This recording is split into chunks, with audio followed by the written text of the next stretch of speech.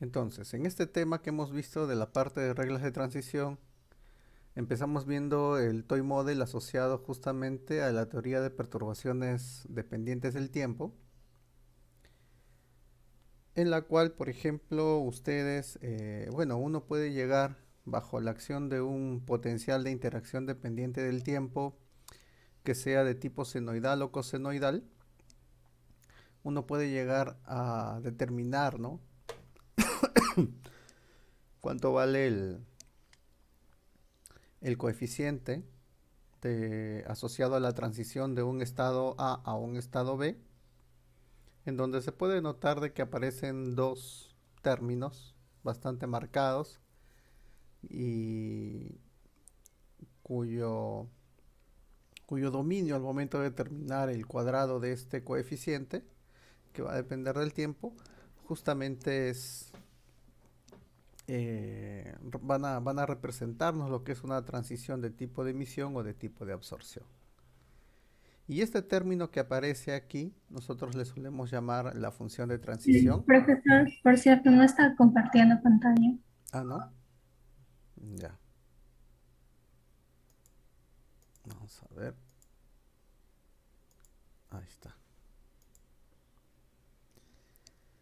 Entonces, este término, ¿no? Estos términos justamente que vienen de aquí, de este coeficiente, términos de absorción y de emisión, son cuando se calcula el cuadrado eh,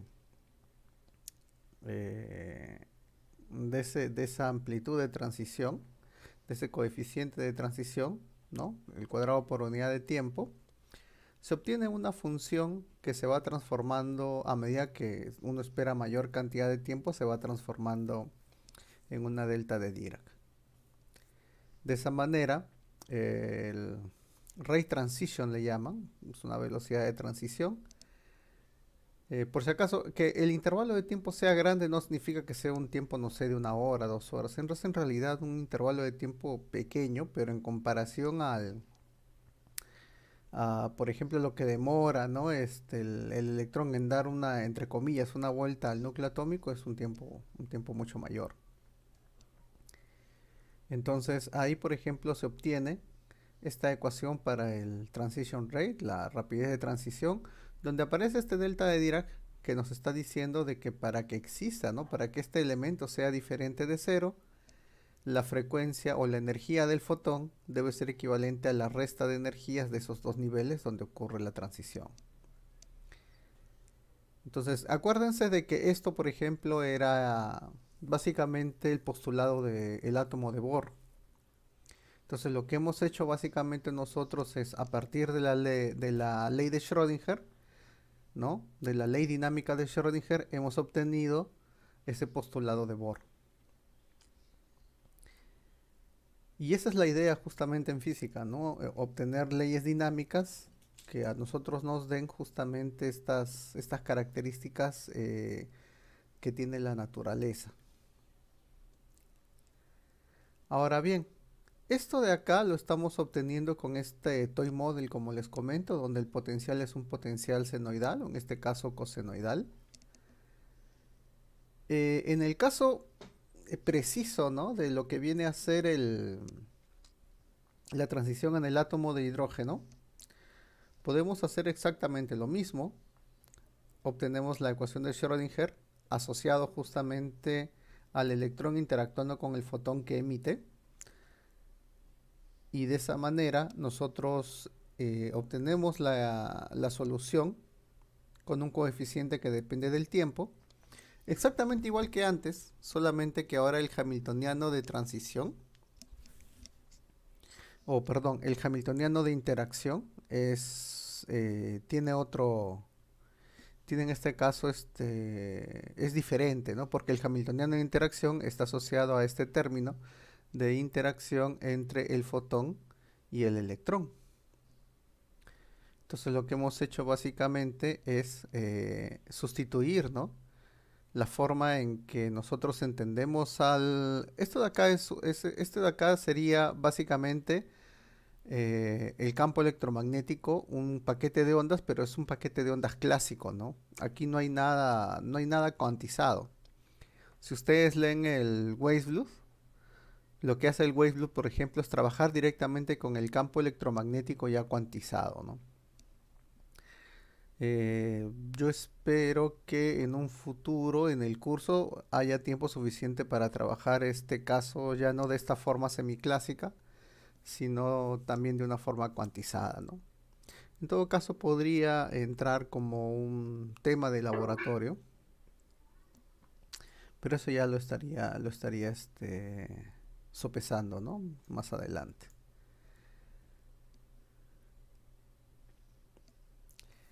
Entonces, en ese caso aparecen algunos términos adicionales, pero básicamente también va a aparecer esta integral, estas integrales que están aquí. El- Miren, aquí por ejemplo todavía no está muy claro de repente para ustedes cómo aparecen estas integrales. De repente ni siquiera está claro cómo aparece para ustedes estos dos términos aquí, ¿no? Viene aquí de integrar. Entonces yo les aconsejo que hagan que pasen, ¿no? De 4,5 a 4,6, que es este ejercicio.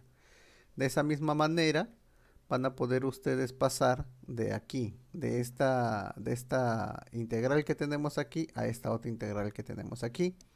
Porque noten que si yo sustituyo este paquete de ondas, lo sustituyo aquí, pareciera que solamente va a aparecer una sola integral, ¿no?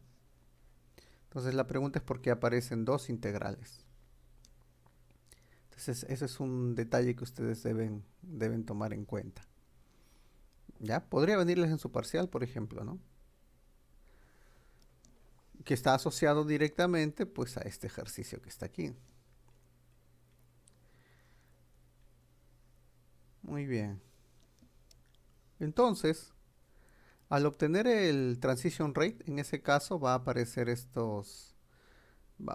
bueno, el cuadrado, ¿no? De este coeficiente que depende del tiempo va a estar dado por esta ecuación, donde aparece nuevamente este ft, esta función de transición, ya sea para el caso de absorción o de emisión, ¿no? En el caso de ustedes, uno de los dos les he dejado como tarea para que lo analicen.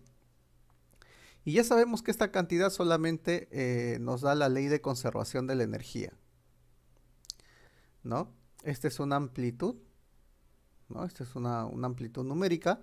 Y esta cantidad que está aquí está directamente asociado a esta amplitud de transición, ¿no? A esto se le llama justamente amplitud de transición. En la expansión multipolar es suficiente, por ejemplo, trabajar con el primer orden de la expansión multipolar. Como ejercicio les he dejado que ustedes obtengan de que esta amplitud de transición se puede escribir en función del momento dipolar que tenemos aquí. Momento dipolar eléctrico, ¿no? Entonces, a partir de este momento dipolar eléctrico, la idea es que este término, que está asociado ya directamente a la transición, sea diferente de cero, para que justamente esta probabilidad de transición sea cero también, o sea diferente de cero también.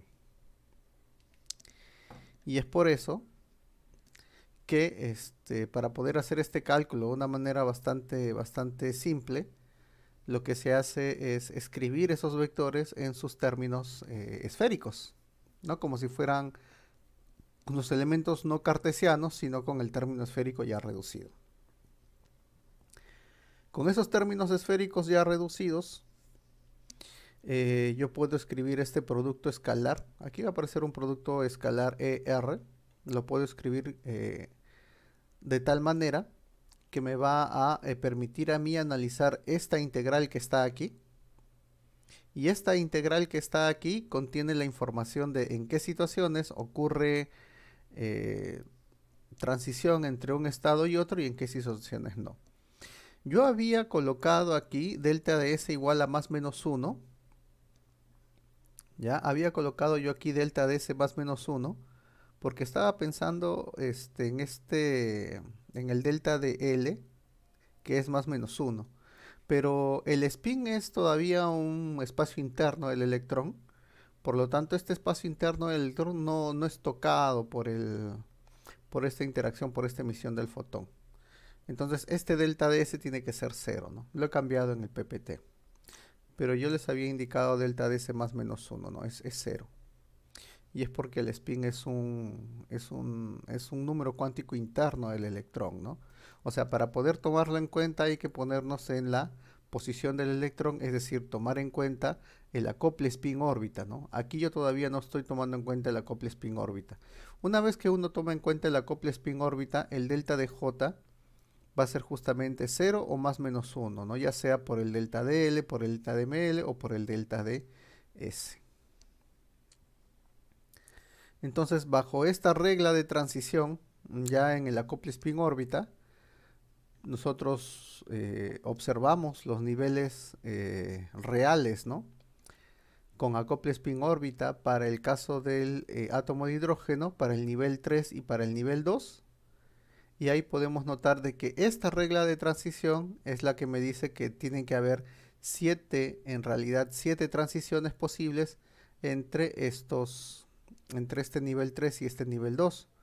Por lo tanto, ¿no? La primera línea de transición para el caso de la serie de Balmer, del espectro del hidrógeno, van a ser en realidad 7 líneas, ¿no? Que son las líneas que están aquí.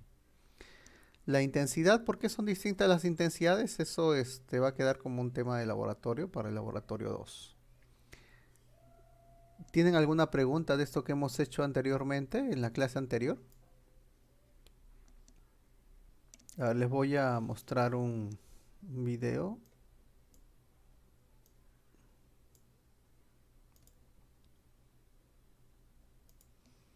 para que vean lo que es el efecto Zeeman.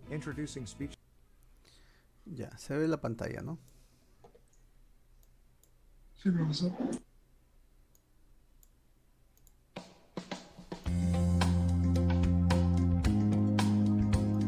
No se escucha doble, ¿no? ¿O sí? Sí, se escucha doble, profesor. La, Incluso cuando usted habla. esta también. A ver, profesor, puede poner, pero me parece que sí.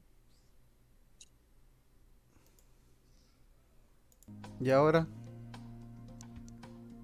Ya no, Se ¿no? escucha bien. Ya.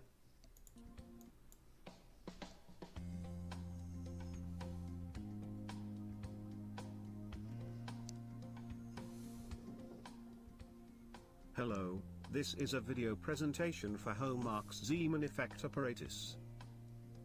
Homark's Zeeman effect apparatus is designed for the verification of fundamental constant like Bohr magneton, Planck's constant and speed of light. A basic experiment using this equipment is the calibration of magnetic field. This unit comes with a constant current power supply and a Gauss meter for this purpose.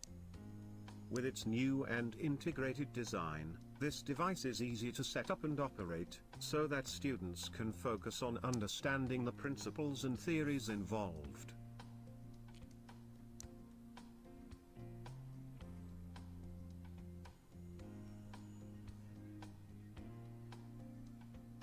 A low-pressure mercury lamp is placed inside the variable current electromagnet.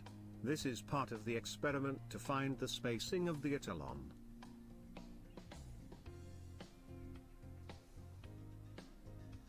The equipment uses a USB camera-based imaging system for viewing and recording the interference pattern that can be directly connected to the PC. The live imaging system helps to view the Zeeman splitting, and the measurements can be taken with the help of the software that is provided.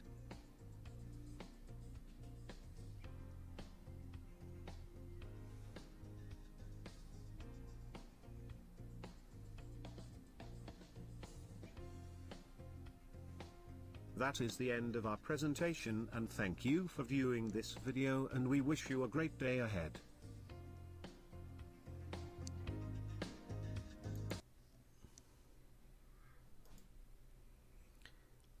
Ya.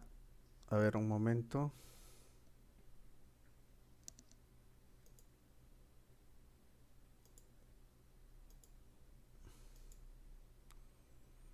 Ya está. Entonces, del experimento que han visto ustedes, por ejemplo, ¿dónde está?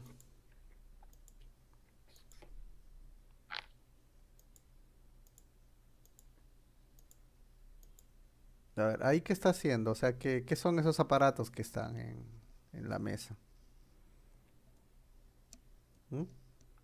Me parece que es un generador de campo magnético y lo está calibrando antes del experimento.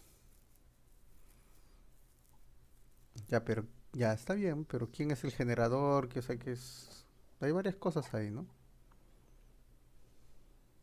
El generador Speed creo of que es light. A las basic dos experiment ruedas using this. grandes, me parece que es el generador de campo.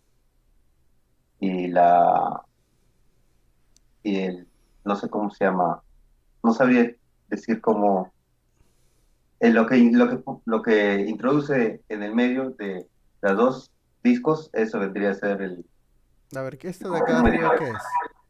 un medidor de campo magnético. ¿Y este de abajo? ¿Es un amplificador? Y ya es No, un generador de corriente, ¿no? sí, sí.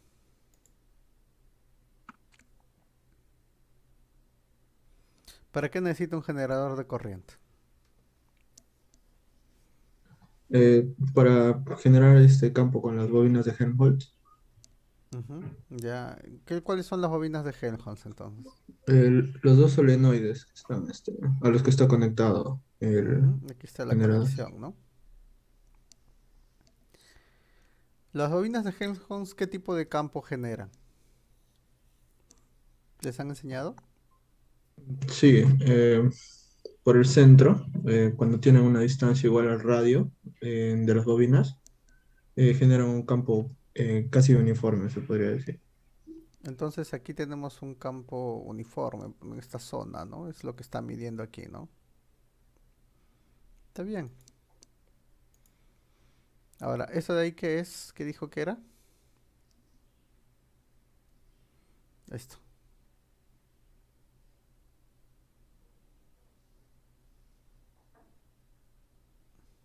Me parece que es un tubo con mercurio dentro.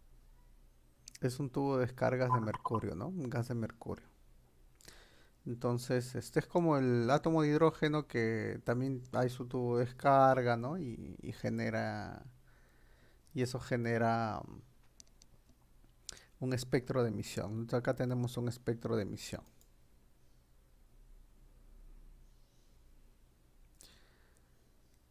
Ahí está, ¿no? Emitiendo luz. Y eso de acá es el sistema óptico que va a recibir, ¿no? Ese espectro de emisión. Yo supongo que estos de acá deben ser eh, rejillas de difracción. Eso va directamente a este colimador y luego llega aquí a la lente, ¿no? La lente se conecta al... La lente debe ser algo así como un... eh, ¿cómo se llama esto? Como un interferómetro, ¿no? De Fabry-Perot. Porque el patrón, ¿no? El patrón justamente de interferencia es un patrón circular, ¿no? El patrón aquí, como ven, es un patrón circular.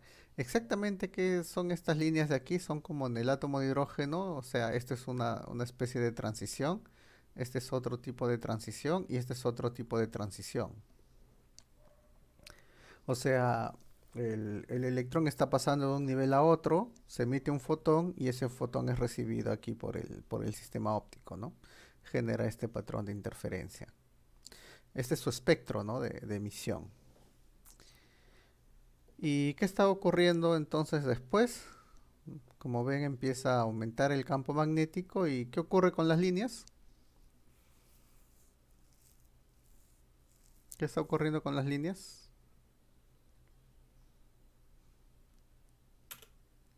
Se hacen más intensas hasta separarse en otras líneas. ¿Cuántas? ¿Cuántas líneas? Se paran en tres. Son tres, ¿no? En todas las transiciones son tres líneas. ¿Ya? Todas las transiciones son tres líneas. Entonces, vamos a ver que con lo que hemos visto en la clase anterior, justamente esta transición. O sea, vamos a explicar por qué hay una transición en 3 líneas, ¿no? Ese es justamente el efecto Zeeman. En este caso es un efecto de Zeeman fuerte. Para un efecto de Zeeman fuerte no es necesario considerar el acople spin órbita. ¿Ya? Y en el espectro de Zeeman o el efecto Zeeman débil sí. Y eso es lo que vamos a ver el día de hoy. Esto es lo que había compilado, ¿no? Esto de acá también quería comentarles. Ustedes, muchachos, han tenido bastante tiempo para trabajar sus archivos. No puede ser que estén trabajándolo de un momento a otro, que le estén pidiendo a la profesora que les dé más tiempo, ¿no? Eso, o sea, de 21 días de trabajo, no puede pasar algo así, ¿no? No es algo serio. Entonces tienen ustedes que tratar de ser conscientes y un poco más responsables en esas cosas, ¿no? Ya. Veamos entonces aquí lo que serían los campos externos. Esta sería la sesión 2, ¿no? Sesión 2. Ahí está.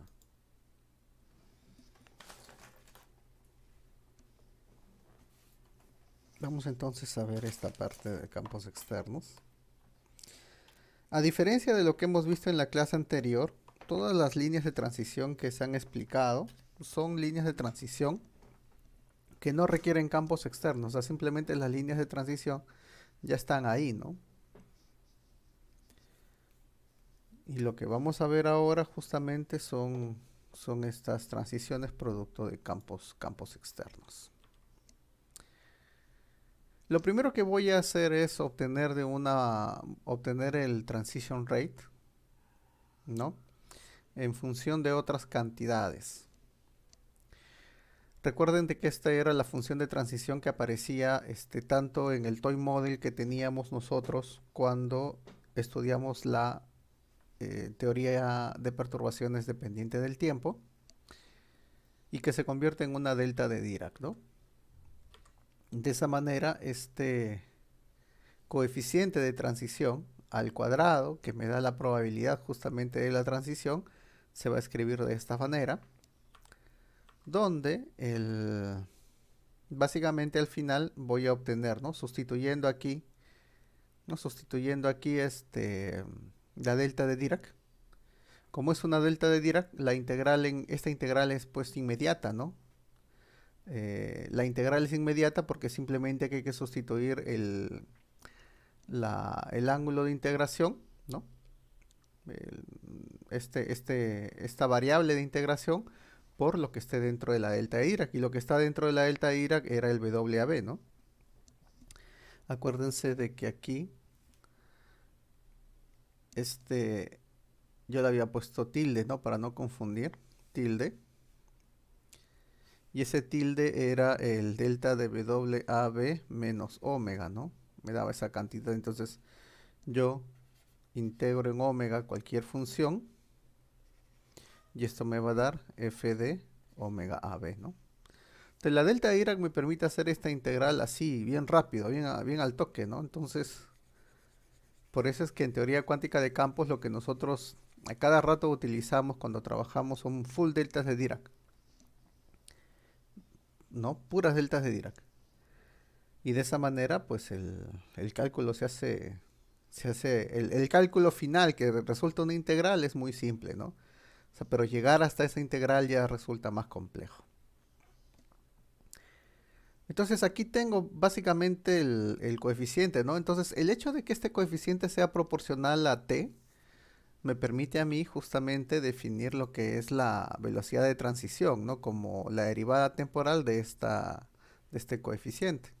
Y básicamente esa velocidad es como tener una velocidad constante, ¿no? Es una transition rate constante. Es decir, la probabilidad de transición a medida que va pasando el tiempo resulta ser una cantidad que es exacta, ¿no? Ahora, a mí me va a interesar bastante lo siguiente. Como yo voy a trabajar ahora con un campo magnético, ¿no? Supongan que aquí tienen ustedes el átomo y ustedes generan aquí un campo magnético así. Entonces, este campo magnético yo lo puedo utilizar como un eje Z y por lo tanto aquí voy a tener radiación emitida en diferentes ángulos, en diferentes posiciones. Cuando hablamos del efecto Zeeman, sobre todo el efecto Zeeman débil, es importante porque tú pones un detector por este lado o pones un detector por este lado o por este lado o incluso aquí y se van a dar cuenta de que la radiación, ¿no?, emitida por este lado no es exactamente igual a la radiación emitida por este otro lado. O sea que los fotones tienen una dependencia con respecto a este ángulo teta, no sus características. Entonces eso no está descrito en el experimento anterior. El experimento anterior es un experimento simple, ¿no?, para gente de pregrado. Este experimento ya es un experimento más complejo, en el cual tú necesitas, ¿no?, ubicar aquí ¿cómo se llama esto de acá? Estos detectores para recibir esta luz que tenemos, ¿no? No sé si ustedes han alguna vez entrado al laboratorio no sé cómo se le llama, creo que es fotometría. Ese laboratorio, bueno, yo entré hace muchos años. En realidad es un hueco ahí arriba en el tercer piso, con paredes negras, para poder medir la calidad de los focos, ¿no? Entonces, ahí trabajaba un amigo, hacía sus prácticas pre ahí. Y en esa época, como estaban apareciendo los focos LED, o sea, determinaron, ¿no?, cómo era la emisión de un foco LED en función de un eje Z definido, ¿no? O sea, ponían, por ejemplo, ponían el foquito así, ponían un eje Z, ponían un detector y hacían rotar al foquito para que de esa manera a o sea, la luz que llega al detector en función del ángulo teta indica cuánta luz está llegando, qué intensidad, si está polarizada, si no está polarizada, ¿no?, etcétera. Todo eso fue construido en esa época. Ese laboratorio era del profesor Manfred Horn.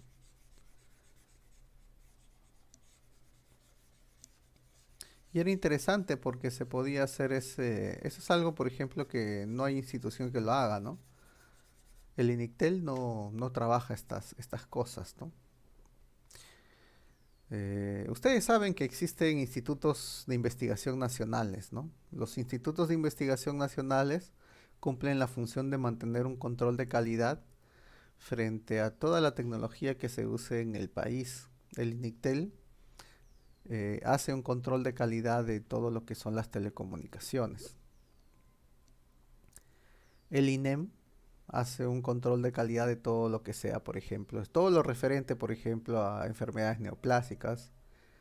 El IPEN, todo lo referente a radiaciones, todo, ¿no? Todo tiene que tener, pasar eh, por el, por el IPEN, si tiene que haber algún elemento radioactivo. Y es así como se trabaja en el Perú. Eh, entonces, a mí me interesa determinar este transition rate en función justamente de esos ángulos de transición. O sea, en diferentes direcciones voy a tener cierta característica de los fotones.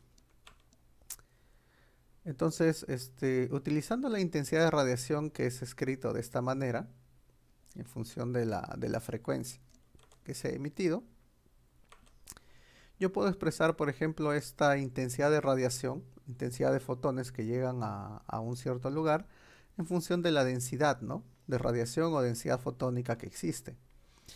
El cálculo de esta densidad fotónica nosotros lo hemos hecho, ¿no? Sí lo he hecho en clase. Así que traten por favor incluso se hace, ¿no?, en física moderna, cuando yo dicto el curso, lo hago. No sé si ahora la profesora Susana Petrick lo estará haciendo. pero yo sí lo hacía, ¿no? Entonces, en función de esta densidad de radiación que tenemos aquí, y en función de esta intensidad, yo puedo, por ejemplo, escribir la velocidad de transición utilizando pues esta ecuación, ¿ya? Y si yo utilizo la expansión multipolar, este término que tenemos aquí ya lo puedo ir sustituyendo mediante lo que viene a ser este producto escalar, ¿no?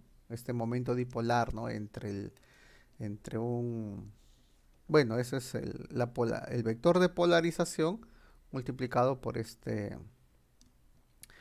posición, ¿no? Al final esta posición va a resultar ser básicamente las características de polarización de los fotones, porque está directamente asociado a eso, ¿no? Aquí lo escribo nuevamente en función del momento dipolar, solamente he metido un e cuadrado aquí adentro, o sea, no he hecho prácticamente nada. Y en función justamente de este vector de momento dipolar, ¿no? Porque noten que ustedes tienen aquí un núcleo ZE, tienen un electrón que en teoría está girando, ¿no? Alrededor del núcleo. Y aquí ustedes van a tener un momento dipolar, ¿no? Creo que es así, ¿no? ¿Va del positivo al negativo o del negativo al positivo? No me acuerdo bien. Pero eso está en los libros. Entonces van a tener un momento bipolar de así, que está, como el electrón no está quieto, esto está moviéndose, ¿no? Entonces en términos, por ejemplo, si yo tengo aquí un fotón que tiene un vector de polarización E, este momento dipolar con respecto a este E va a tener un cierto ángulo, ¿no? Entonces ese ángulo es el que está apareciendo aquí. Ahora, este momento dipolar yo podría tratar de mantenerlo fijo utilizando un campo electromagnético. Y eso es lo que justamente vamos a ver que ocurre. Pero, como pueden ver, hay una dependencia, ¿no? Va a aparecer una dependencia angular ahí, que ya más o menos nos está diciendo de que la intensidad, ¿no? De radiación en ciertos ángulos, o sea, la radiación emitida producto de esta transición en un ángulo determinado no es igual que en otro, ¿no? Sobre todo dependiente del ángulo teta. Ya va a ser dependiente de este ángulo teta. Entonces, como la densidad de fotones, nosotros lo hemos calculado anteriormente, ¿no? Depende también justamente del espacio, del espacio de fase, ¿no? Depende en este caso, como es un espacio de fase, aquí tengo la frecuencia y aquí tengo el diferencial de ángulo sólido. Yo puedo entonces sustituir en función de esta dependencia. Puedo sustituir, por ejemplo, en lugar de la intensidad, sustituyo la densidad de fotones en ese intervalo. Y voy a obtener justamente me interesa la dependencia angular de esta transición, ¿no? Hay una dependencia directamente con la frecuencia, pero me interesa más que todo la dependencia angular. Y la dependencia angular va a salir igualito, solamente que ahora va a aparecer de teta que tengo aquí, ¿no? Para hallar esto tienes que integrar respecto de omega, ¿no? Integras en todas las frecuencias, o sea, ya estás considerando todos los fotones de diferentes frecuencias que pueden haber, pero no integras en todo el espacio, ¿no? Sino que integras para mantener la dependencia con respecto al ángulo. Entonces, de esa manera ustedes tienen aquí lo que sería la transición de los fotones emitidos, ¿no? Los fotones emitidos en función de la rapidez de transición para diferentes ángulos. Y esto es lo que me interesa, ¿no? La dependencia angular que aparece aquí. Ahora, a partir de esta expresión, yo voy a trabajar entonces el efecto Zeeman y voy a trabajar el efecto Stark. Sobre todo el efecto Zeeman me va a interesar, ¿no? Aquí. ¿Hasta aquí tienen alguna pregunta?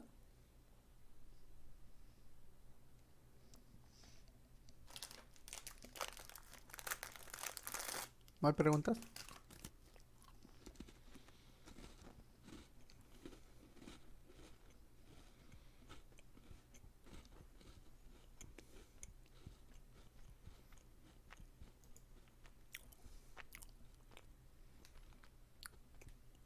Como pueden ver, todas estas cosas que estamos haciendo, todas las ecuaciones tienen su interpretación, ¿no? Y lo que a mí me interesa que ustedes aprendan es la interpretación. El cálculo yo sé que si ustedes se esmeran, lo van a poder hacer. Pero la interpretación es muy importante. O sea, ¿qué cosa representa este teta? ¿Qué cosa representa, por ejemplo, este producto? Eso es algo importante de tomar en cuenta. Veamos entonces lo que es el efecto Zeeman. Entonces la idea es que vamos a tener un campo magnético. Ya, vamos a tener un campo magnético. Y este campo magnético pues va a interactuar con básicamente dos elementos, ¿no? Ya. Va a interactuar con el acople spin órbita y va a interactuar este es el acople spin, este de acá es el acople spin órbita, ¿no? Esto es lo que viene del acople spin órbita y va a interactuar con el momento angular total del electrón, ¿no?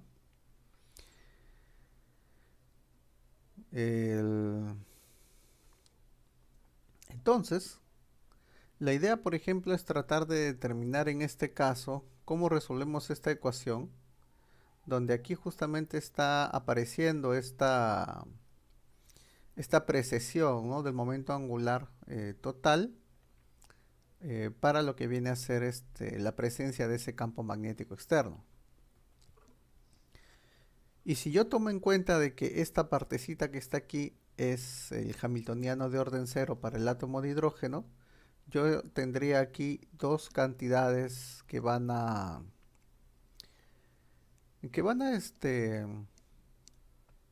¿cómo les puedo decir? Dos cantidades que van a alterar a este hamiltoniano de orden 0, ¿no? Pero este hamiltoniano que está aquí, este de aquí, puede crecer, ¿no? O sea, si yo apago el campo magnético, esto se apaga, ¿no? Esto de acá se apaga y me queda el hamiltoniano acople spin órbita, el normal, el que común y corrientemente nosotros tenemos. ¿Ya? Pero en presencia de este campo magnético, este término puede ser muy grande, puede ser muy pequeño, comparándolo con este término que está aquí. Entonces, el efecto Zeeman de campo fuerte o normal es aquel en el que yo aumento el campo magnético lo suficiente para despreciar el término de acople spin órbita.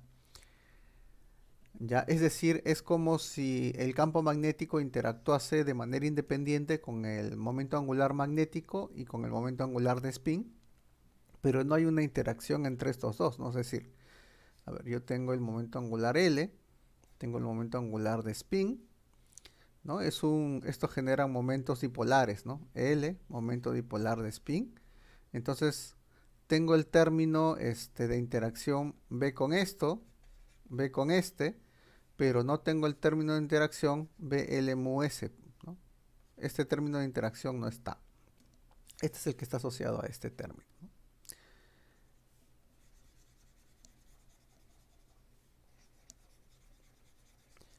Entonces, eso quiere decir, pues muchachos, que si este término es suficientemente grande para despreciar a este de acá, el hamiltoniano que tenemos que resolver va a ser un hamiltoniano de este tipo, donde este término lo he colocado al lado derecho y donde la dirección del B lo he puesto, el campo magnético lo he puesto en la dirección Z, ¿no? Por lo tanto, este campo magnético vector es como si fuese 0,0, BZ, ¿no?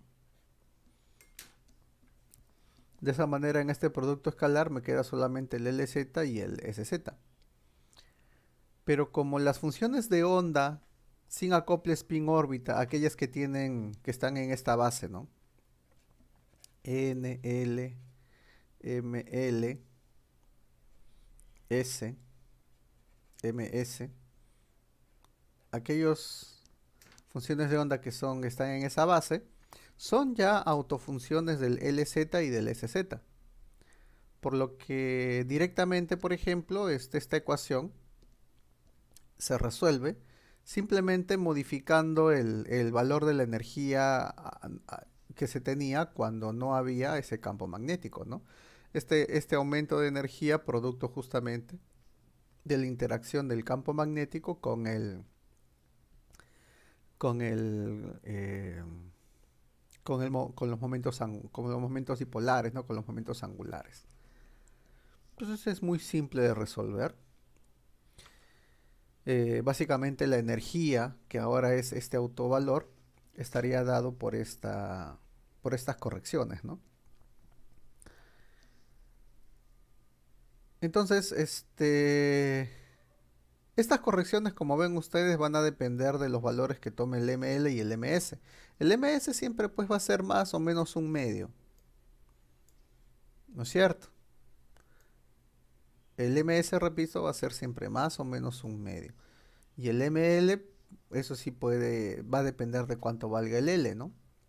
Entonces, por ejemplo, si tuviéramos un L igual a 2, el caso de un NP, esto de acá es L igual a 2. El ML va a tomar pues valores desde perdón, L igual a 1 es, ¿no? Empieza en 0. El ML va a tomar valores de 0 y menos 1. El MS toma valores de 1 medio y menos 1 medio. Entonces, este NP, que son 6, ¿no? Son 6 estados para los electrones, se van a dividir en 5 estados aquí. Aquí, por ejemplo, en realidad tienes 2 estados que están superpuestos, ¿no? Ya, entonces tú sustituyes estos términos aquí y vas a obtener estos niveles de energía, donde la diferencia entre cada nivel es este valor generado, ¿no? Por el campo magnético que está haciendo que estos elementos, pues, estos niveles de energía se separen. Esta separación de niveles de energía sí es una separación producto de un campo externo.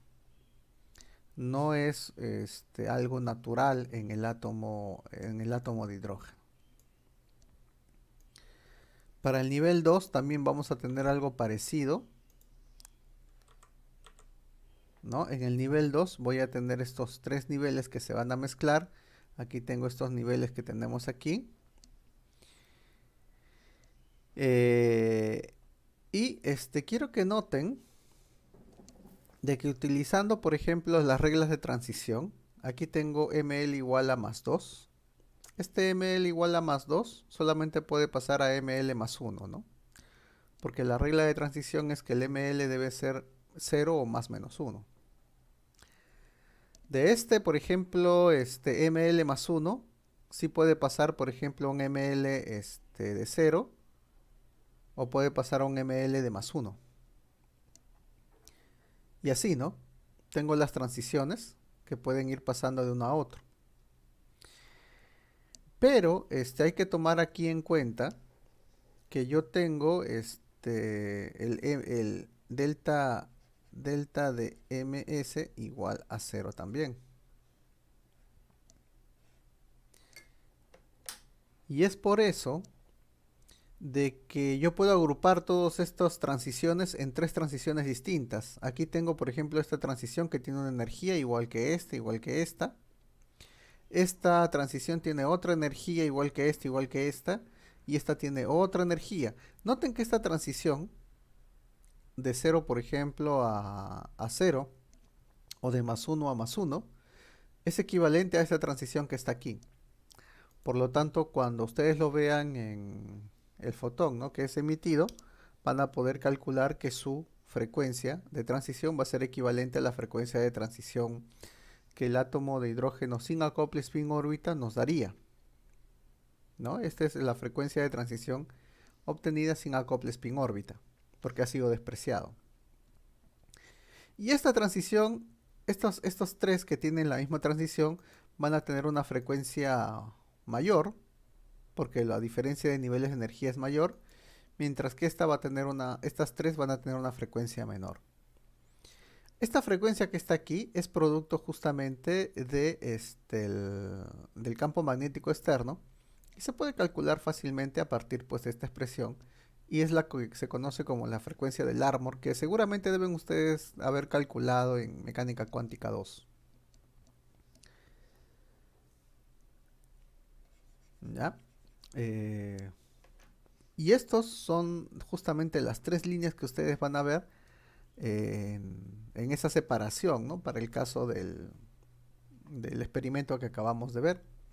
Porque justamente el salto, ¿no? El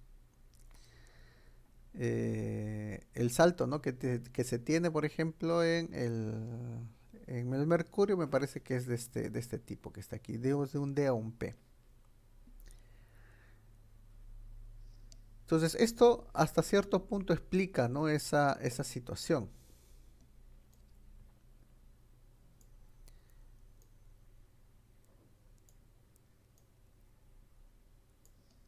Y digo hasta cierto punto porque habría que comprobar qué ocurre también, por ejemplo, en saltos en otros tipos de saltos, ¿no? Porque ahí tenemos no solamente una transición, sino tenemos varias transiciones.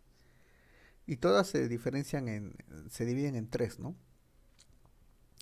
Pero es lógico que esa división de 3, porque tienes un delta de ml igual a 0 o más menos 1, entonces siempre vas a tener una separación de A3.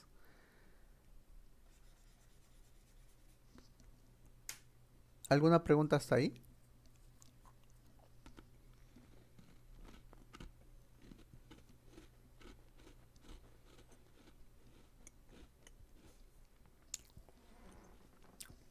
Bien, vamos entonces a ver el caso de la polarización de estas emisiones.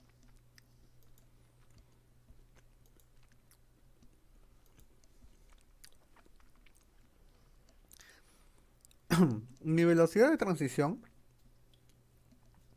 ¿no? La distribución, ¿no? de la transición angularmente está dado básicamente de esta manera, ¿no? Esto es lo que vimos en la parte anterior. Aquí se está agrupando todo lo externo a este módulo al cuadrado, porque me va a interesar aquí tratar de determinar espacialmente qué cosa es lo que va a ocurrir. Si yo tengo un sistema de referencia X, Y y Z, recuerden que el K es la dirección de propagación del fotón, ¿no? Este de acá, este K que está aquí, les va a representar la dirección de propagación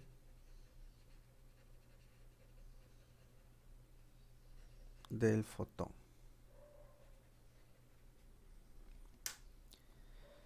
Entonces, como esta es la dirección de propagación del fotón, que tiene ángulo θ, ángulo φ, ¿no? Estos ángulos definen esta dirección de propagación. En este sistema de referencia, yo siempre voy a poder escoger otro par de vectores, E1, E2, de tal manera que se forma aquí otro sistema referencial con esos tres vectores. Es decir, este de acá es perpendicular así. Este de acá es perpendicular también así. Perpendicular. Y este de acá también es perpendicular, así, ¿no? Entonces se forma un sistema de referencia nuevo, donde este E1, este vector E1, y siempre pueden poner uno de esos vectores, pertenece al plano X, Y. Siempre es posible escoger esto, ¿no? Siempre es posible obtener un vector perpendicular acá que esté sobre este plano X, Y. El otro vector sí ya no importa, ¿no? Pero siempre por lo menos uno que esté sobre X, Y. De tal forma de que las componentes, ¿no? de esos dos vectores lo pueden escribir ustedes de esta manera. Ese es un simple cálculo geométrico.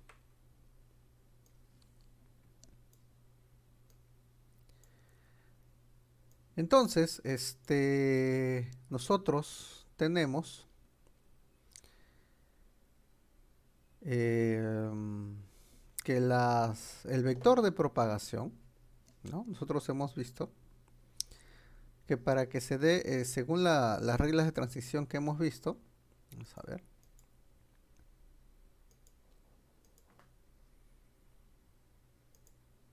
Aquí está, ¿no? Según las reglas de transición que hemos visto, esta integral que tenemos aquí depende de cuánto sea el Q, ¿no? Si el Q es 0, delta de m es 0. Si el Q es más menos 1, delta de m va a ser más menos 1. Entonces, para diferentes direcciones de polarización, para diferentes tipos de polarización, noten de que de aquí se ve, ¿no? Esta es una polarización lineal, mientras que estas dos son polarizaciones circulares, ¿no? Esta polarización circular es de mano derecha y esta polarización circular es de mano izquierda, ¿no? Esa es la forma de polarización que tiene justamente una onda electromagnética.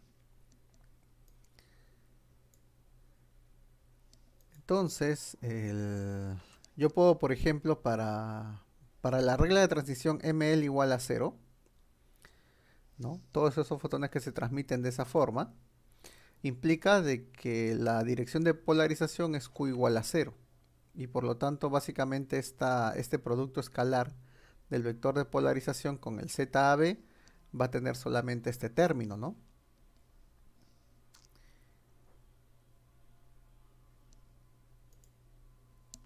Si esto yo lo sustituyo en la velocidad de transición, básicamente lo que voy a tener es que esta velocidad de transición va a ser proporcional al ZAB, al módulo de ZAB elevado al cuadrado. Recuerden que aquí AB es porque es un valor esperado entre esos dos estados, ¿no? Ahora, una cosa importante es que aparece este seno cuadrado, ¿no? Este seno cuadrado viene del E0. Porque la polarización, ¿no?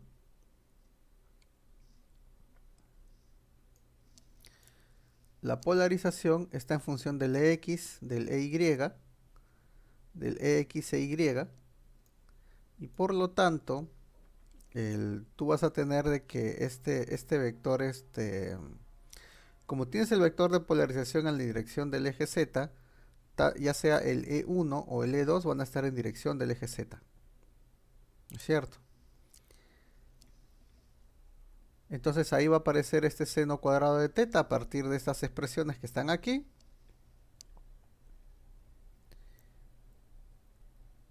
Y este término de seno al cuadrado de teta me está diciendo de que no van a haber transiciones con este tipo de polarización cuando ustedes tengan un ángulo de teta igual a 0 o igual a pi, ¿no? Porque eso cancela este término.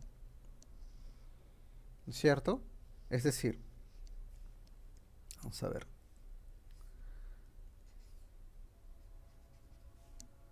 Ustedes tienen el vector z en esta dirección, ¿no es cierto? A ver.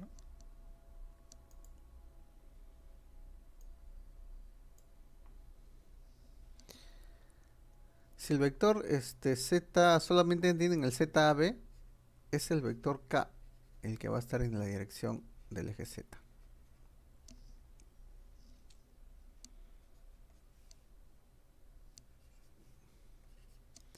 Entonces los fotones que se emitan en esta dirección con un ángulo θ igual a 0 o en esta dirección con un ángulo θ igual a pi, ¿no? Estos vectores de polarización o estos vectores k, perdón, no van a tener este tipo de polarización, ¿no? ¿Y qué polarización es esta? Es una polarización lineal. Entonces, en esta dirección, tú pones un polarizador, ¿ya? Pones un polarizador, lo giras, ¿no? El polaroid lo giras, y siempre va a dejar pasar, ¿no? Luz, porque la polarización solamente va a ser circular, ¿no? Siempre. Entonces no vas a poder eliminar eso que está ahí.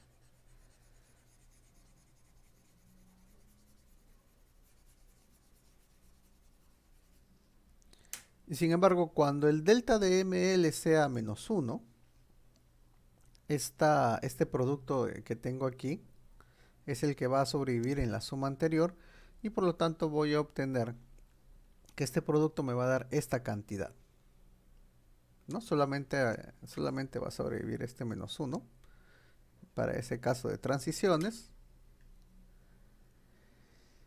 Y nuevamente, ¿no? Aquí el EX, el EY, ustedes pueden sustituir aquí. Es el E1 y el E2, ¿no? Esos vectores de polarización están proporcionales a estos vectores. Lo sustituyen aquí, sustituyen el X a B, el Y a B no tienen necesidad de sustituirlo, pero cuando ustedes calculen, por ejemplo, la velocidad de transición, van a tener, si es que el E tiene la dirección del E1 o si el E tiene la dirección del E2, ustedes van a tener este resultado para esa velocidad de transición o este otro resultado. ¿Ya? Es decir, esta suma de estos dos vectores EX e Y pueden estar en la dirección de E1 o pueden estar en la dirección de E2. Entonces van a tener estos dos resultados que son son resultados válidos.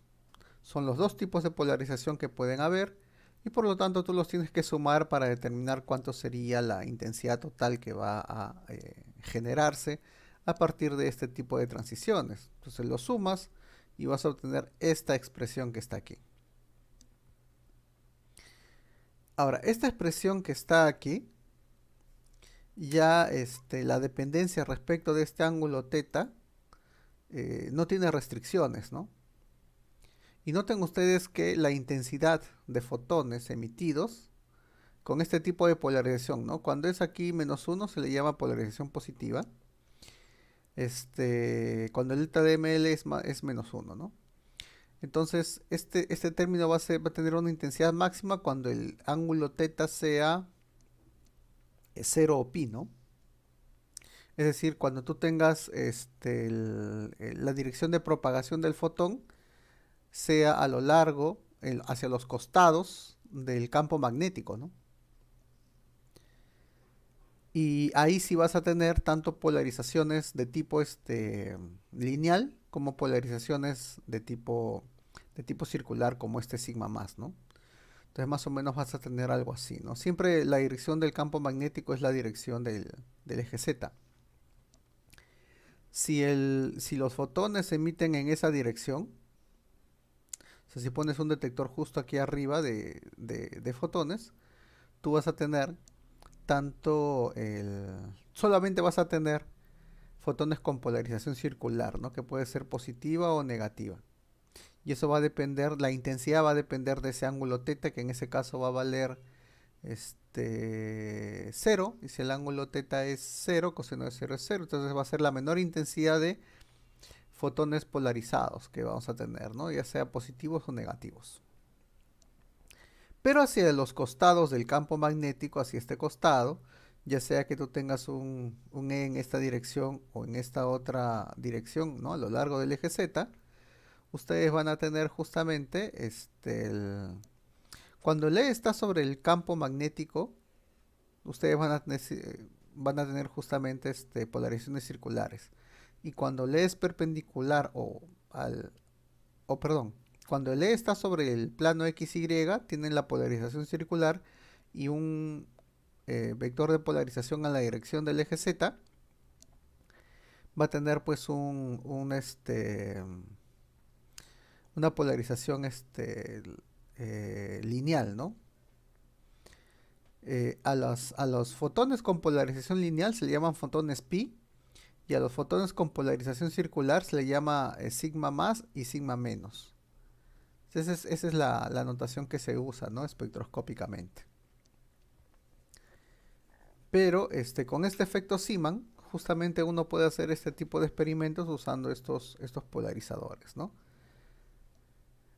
Por ejemplo, en el experimento que yo les había mostrado, ¿dónde está? Aquí está, no. Aquí está. Aquí. Aquí. Si la bobina de Helmholtz está en este eje, entonces el campo magnético está justamente en ese eje, ¿no? Entonces este polarizador, ¿no? Este lente está recibiendo todos los fotones de los tres tipos de polarizaciones. Como la polarización, por ejemplo, lineal, tú la podrías eliminar con un polarizador, podrías recibir solamente polarizaciones de mano derecha o de mano izquierda, ¿no? Entonces todo eso se puede, por ejemplo, hacer mediante aplicando aquí polarizadores en esta lente, ¿no? Y estas, como les comento, son características, son particularidades de este efecto Zeeman. En este caso, efecto Zeeman fuerte. ¿Alguna pregunta hasta aquí?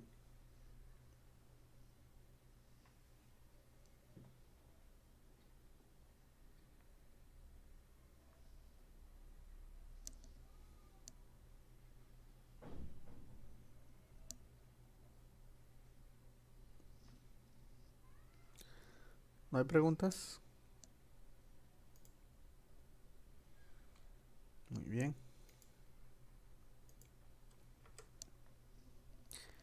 Vayamos ahora al caso del efecto Zeeman débil o anómalo. Aquí la palabra clave es débil y eso significa de que este término del hamiltoniano que aparece justamente por efecto del campo magnético ya no va a ser mucho mayor que este término de acople spin órbita. Pues al no ser un término relativamente equivalente al acople spin órbita, el acople spin órbita ya no se puede eliminar. Entonces hay que resolver toda esta ecuación. Pero lo importante, ¿no? Lo importante es que la solución de esta parte nosotros ya la tenemos, ¿no? La solución de esta parte ya la conocemos. Este H0 sería las soluciones que teníamos nosotros cuando teníamos acople spin órbita. Y eso recuerden ustedes que está en esta base del J, ¿no? Cuando hay acople spin órbita ya mis niveles de energía ya no se denotan en función del momento angular orbital, sino que lo denoto en función del momento angular total.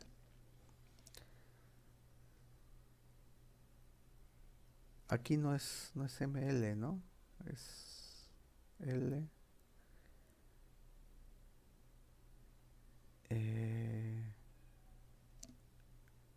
Es S, ¿no? Si mal no recuerdo es S.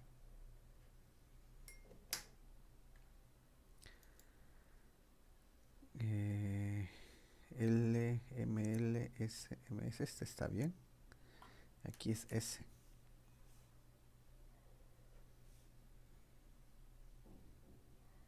Aquí es S. Entonces aquí está la relación de esta base antigua, ¿no? La base antigua con los números cuánticos por separado, el angular y el espinorial. Y esta es la base nueva, ¿no? Esa es la relación justamente, esta es la base nueva. La relación con los coeficientes de Gliese-Gordon que van a aparecer aquí. La base que diagonaliza, esta base es la que le diagonaliza al LZ y SZ, mientras que esta base diagonaliza al JZ, ¿no? Entonces, si yo estoy considerando esta base con el acople spin órbita, ya no va a ser tan fácil, tan sencillo como en este caso de aquí, obtener justamente estas energías, porque ya esta base ya no la voy a utilizar, voy a utilizar la nueva base con el acople spin órbita. Entonces, por teoría de perturbaciones, ¿no es cierto? Ahora este LZ y SZ que aparecen aquí, va a tener que aparecer el valor esperado entre esos dos cantidades del SZ y del LZ, ¿no? Entonces el elemento perturbativo, ¿no? La perturbación de la energía que vamos a tener va a depender básicamente de ese sándwich que va a aparecer aquí, ¿no?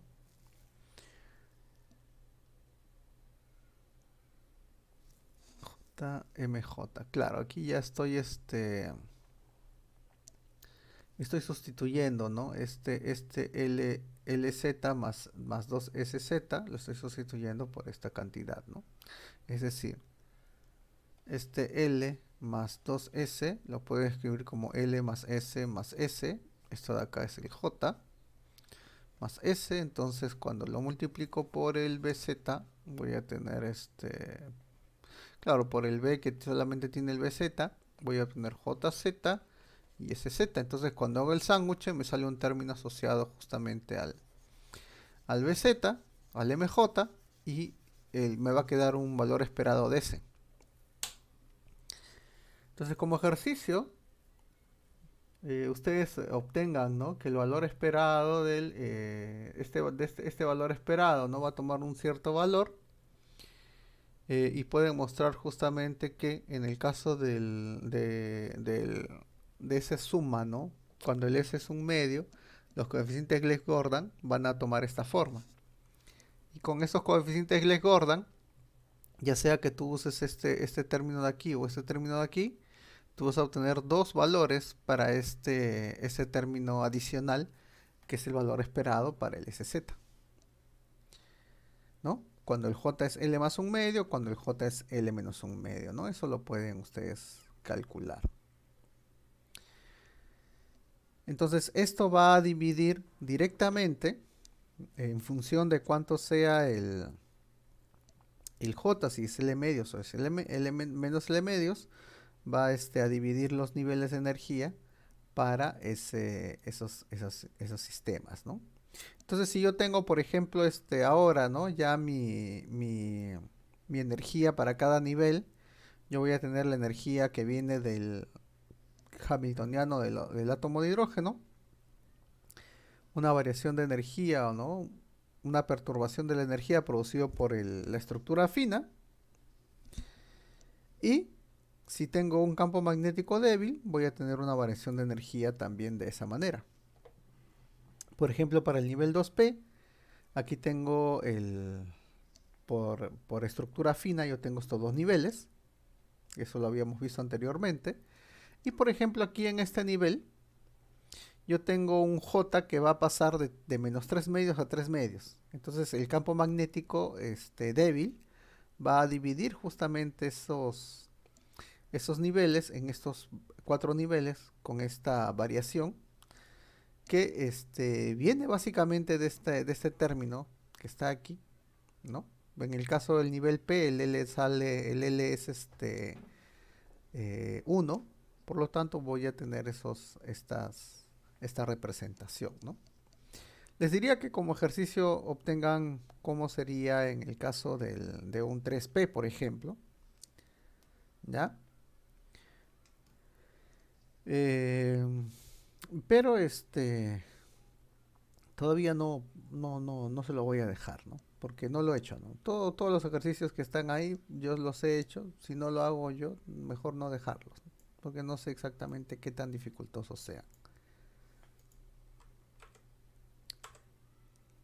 Entonces tienen ahí los dos efectos de estructura, los dos efectos Zeeman, producto de un campo magnético. Lo que no he investigado todavía es si en este caso, cómo se divide cómo se va a dividir la transición, ¿no?, el espectro. Pero yo creo que no se va a notar mucho. ¿Tienen alguna pregunta hasta aquí?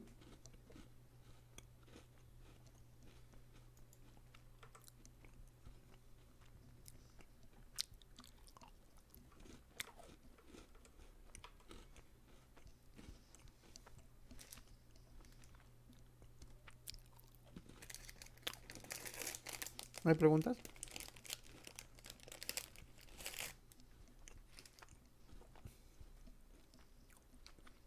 Muy bien. Vayamos ahora entonces al efecto Star. Ya, esto es un poquito más complejo. Porque el hamiltoniano no es tan fácil, ¿no?, de asumir. Dado que ahora vamos a tener un campo eléctrico. Un campo eléctrico constante, ¿no? A ver, nosotros tenemos justamente del electrón y el protón. El dipolo eléctrico que aparece es el que tiene mayor fuerza, ¿no?, que el resto de interacciones magnéticas que hay. En ese sentido, si yo agrego un campo eléctrico, o un campo eléctrico constante, eso me va a modificar un poco la estructura que tengo del hamiltoniano, ¿no? Porque ahora el dipolo eléctrico depende de la carga del protón. Y como depende de la carga del protón, tengo que volver a analizar todo, tomando en cuenta el electrón y el protón por separado, ¿no? Este, por ejemplo, es el hamiltoniano del electrón y el protón por separado. Nuevamente, la idea es que en algún momento voy a poder separar la parte cinemática, ¿no?, la parte de traslación. Pero si yo tengo ahora este sistema en un campo eléctrico, en este caso un campo electromagnético, pues la cantidad de movimiento va a ser una cantidad de movimiento conjugado que va a tener al potencial vector A que tenemos aquí dentro, ¿no? Eso es lo que les había dejado como ejercicio, no sé si la clase anterior o la clase anterior. Entonces tengo aquí los términos cinéticos, ahora están en función de esta nueva cantidad de movimiento conjugado. Hay, ¿no?, una parte que está asociado al campo eléctrico externo en función de estos potenciales electromagnéticos o eléctricos. Y luego tengo la atracción, la atracción que hay entre el electrón y el protón, ¿no? Ojo, solo estoy considerando aquí un protón, ¿no? Voy a estar obviando ese término Z, aunque podría colocarlo, me parece. No creo que sea muy dificultoso. Ah, y por si acaso, aquí estoy usando unidades gaussianas, ¿no? Por eso es que no aparece aquí el 4pi epsilon 0 aquí abajo.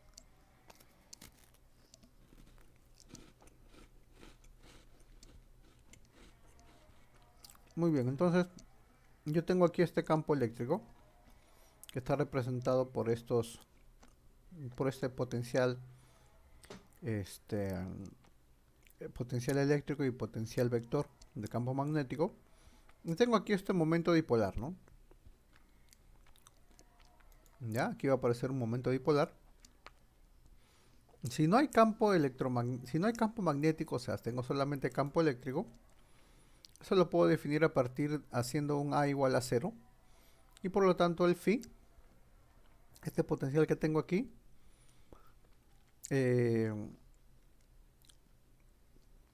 estaría dado por el momento dipolar es por el R. ¿De dónde he puesto ese término que está aquí?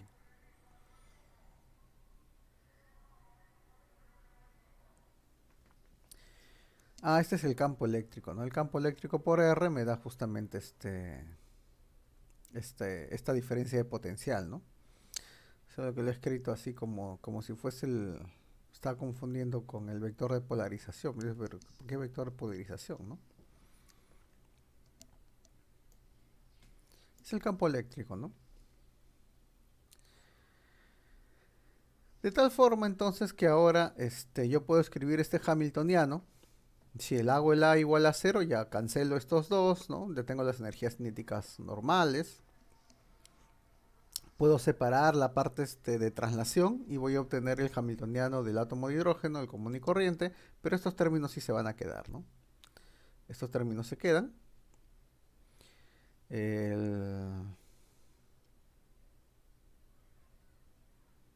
Yo le he puesto más potencial.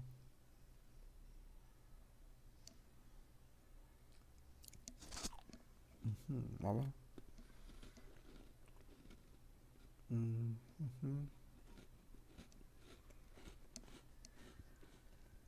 Acá hay un signo menos. Aquí hay un signo menos. Y aquí es menos. Este es el electrón. Claro, acá está. Es el electrón y el otro es el protón.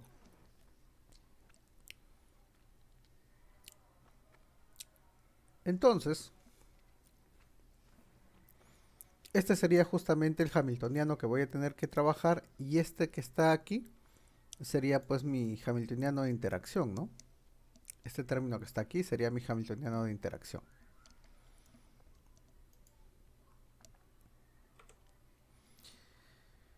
Y con este hamiltoniano de interacción yo determino el primer orden de el primer orden en este caso de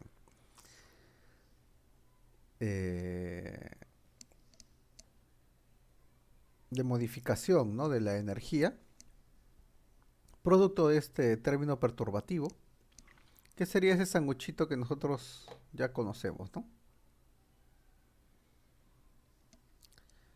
Si yo tomo la dirección del campo eléctrico como dirección del eje Z, básicamente habría que determinar, por ejemplo, para el estado 1, 0, 0, tendría que determinar este valor esperado, ¿no? Y ese valor esperado, pues, es 0. ¿Ya? Como ejercicio muestren, es un valor esperado común y corriente. Me parece que podrían ustedes utilizar, no sé si aquí podrían utilizar el teorema de Wigner-Eckart, me parece que sí. Pero podrían ustedes hacer el ejercicio, si no directamente sustituyan el z en términos de sus valores esféricos. Sería r coseno de teta, ¿no? Sí, r coseno de teta.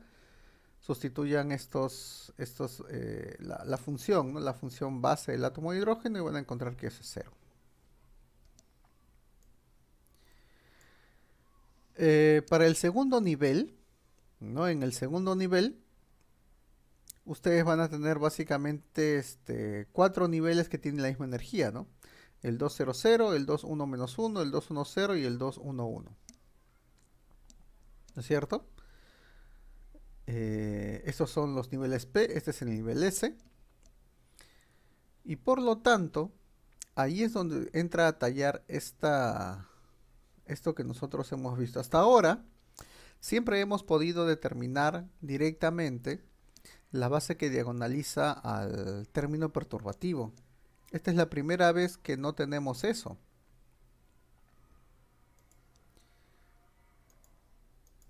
Y en ese caso, vamos a ver.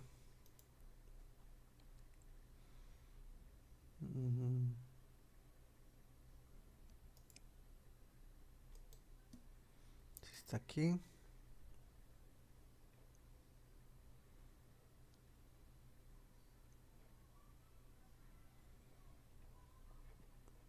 No, en el siguiente, a ver.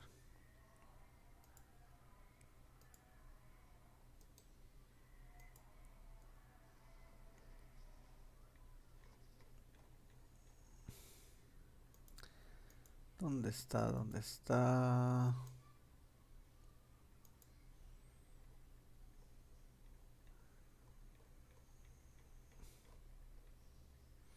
Acá está.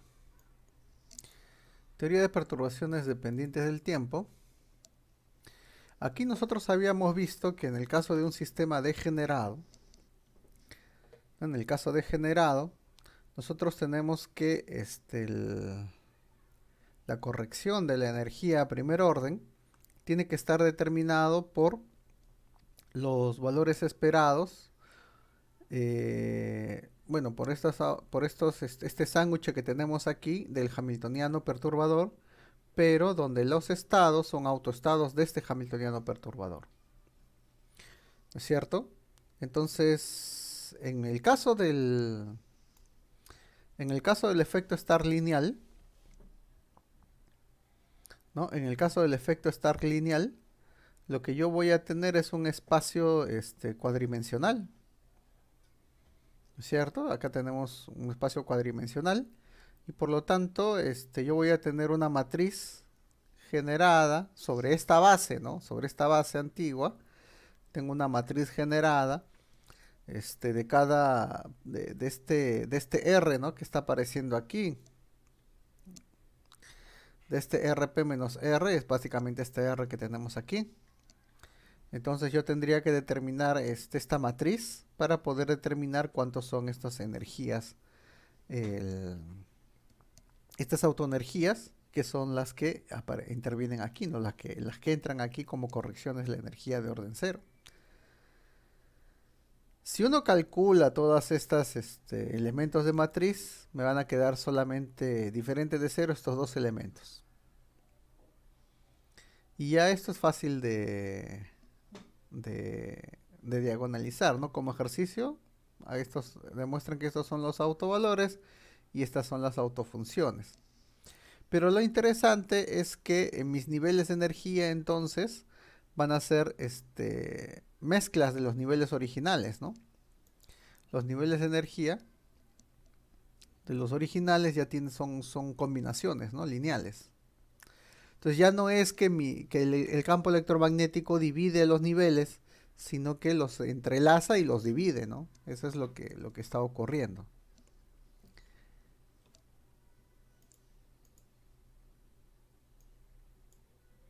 Entonces ese cálculo no es difícil de hacer, lo pueden hacer ustedes. Y bueno, hasta aquí tendrían alguna pregunta.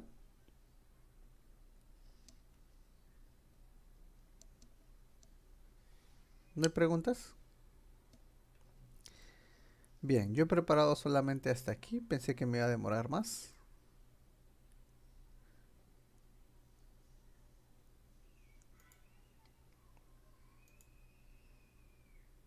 ¿A alguien no le ha pasado lista? Beretta Liñán, Castañeda Delgado, Falcón Jacay, Mori Villegas, Quispe Tardeo, Sánchez Guayaney, Saucedo Vázquez. Bueno, si no hay preguntas, entonces por hoy vamos a terminar ahí. Profesor, tengo una consulta. ¿En qué libro podría haber más sobre el efecto Stark?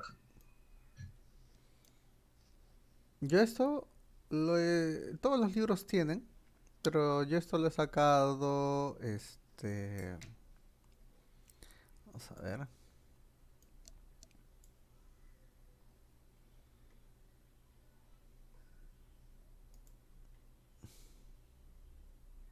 del Toledo Pisa. Esto lo he sacado del Muchísimas Toledo gracias. Pisa. Pero todos los libros tienen el efecto Stark. Bien, muchachos, el que faltaba, el grupo que faltaba ya está, ¿no? Y en un rato entonces voy a abrir para que se inscriban en su horario. Pero recuerden de que estos temas pueden venir en el parcial, así que es mejor que vean todo, ¿no? Las exposiciones. Y los documentos también los voy a subir, ¿no? Los documentos los voy a subir directamente al laboratorio, ¿no? Para que todos lo puedan descargar y también leer, ¿no? Profesor, una pregunta. Ujú. ¿Qué proporción de las exposiciones vendrá en el parcial? ¿Qué? No entendí. O sea, ¿cuál es cuál sería la proporción entre lo que hemos hecho en el curso y lo que vamos a exponer en el viernes que va a venir en el parcial? Yo les voy a dar 20 minutos nomás, ¿no? Para que expongan. Ese es el tiempo que se les da, ¿no? Ahí tienen ustedes que exponer, ¿no?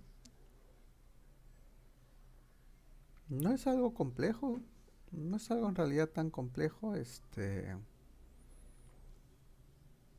ahí ya se verá cómo ustedes exponen, o sea, qué tanto han aprendido de lo que han visto, ¿no?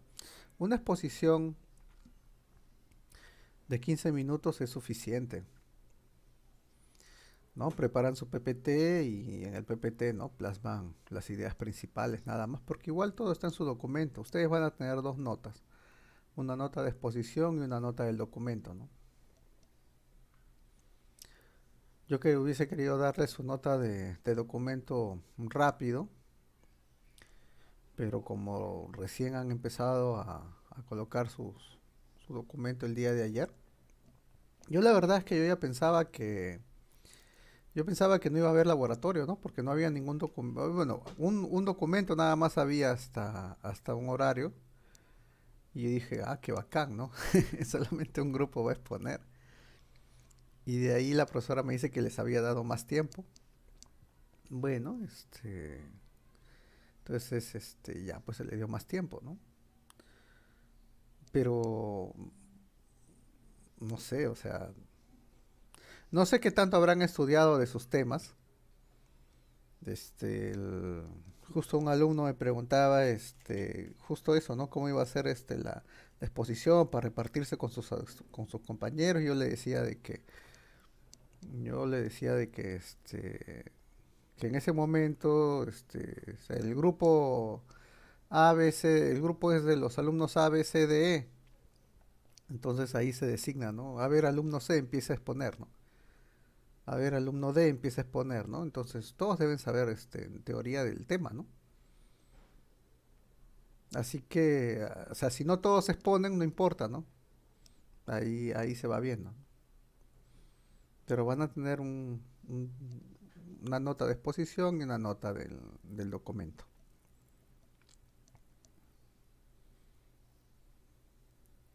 ¿Alguna pregunta más?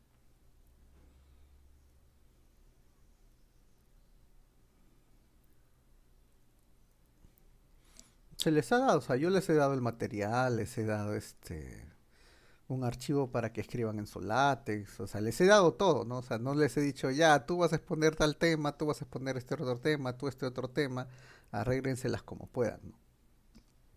No, se les ha dado el material para que lo lean con tiempo, para que lo puedan traducir con tiempo. Así que, o sea, no veo ningún problema en que todos hayan trabajado sus materiales, ¿no? La idea siempre es discutir esos temas que se les dan, ¿no? De esa manera se aprende mejor, pues, ¿no?